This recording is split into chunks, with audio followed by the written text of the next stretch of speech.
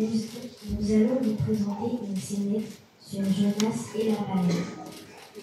L'Éternel dit, j'ai vu les horreurs de mon peuple à Ninive. Ils font le mal et ne me craignent pas. Va à Ninive, Jonas, et crie contre elle. Prêche la parole afin qu'ils se répandent. Sans cela, je serai contraint de les détruire. Rempli de peur, Jonas s'enfuit à Tarsis, loin de la face de l'Éternel. Une fois dans le bateau, il s'endort. Mais très vite, une grande tempête se lève. Un vent impétueux se déferle sur la mer. La pluie est de plus en plus forte. Des éclairs et des torrents grondent. C'est la panique à bord.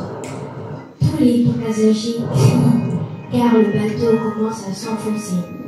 Les mariniers décident alors de jeter tous les objets lourds et encombrants. Mais en vain, le pilote s'aperçoit que Jonas dort. Il le réveille et lui demande de prier. Puis il décide de faire un tirage au sort pour savoir de qui vient le malheur. Le sort tombe sur Jonas. Il leur explique qu'il est hébreu et qu'il a désobéi à Dieu. Il leur dit, jetez-moi dans l'eau et la tempête disparaîtra. Et hop, il le jette à l'eau. Peu à peu, le calme revient. C'est alors qu'une grande baleine prédestinée par Dieu avale Jonas. Puis elle se dirige tout au fond de la mer. Le voilà prisonnier dans le ventre du poisson.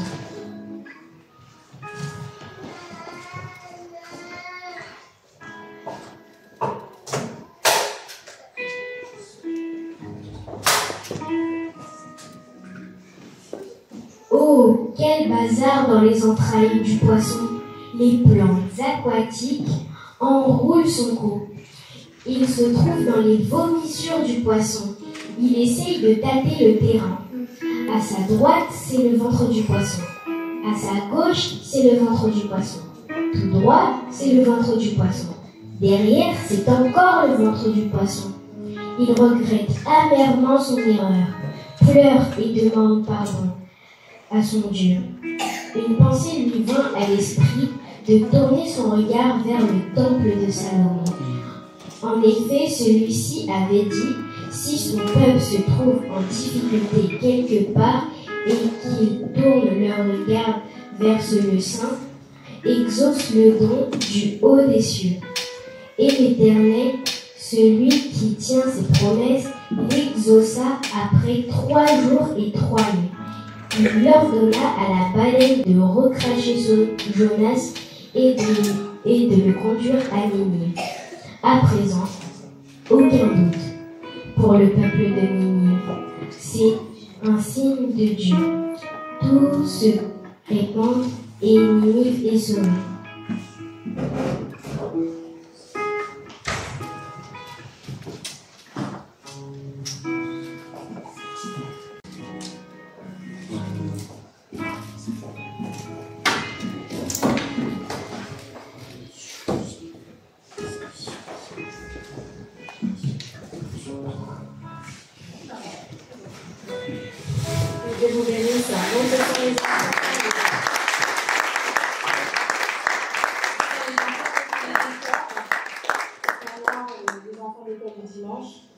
Et voilà, maintenant ils vont vous présenter une chanson.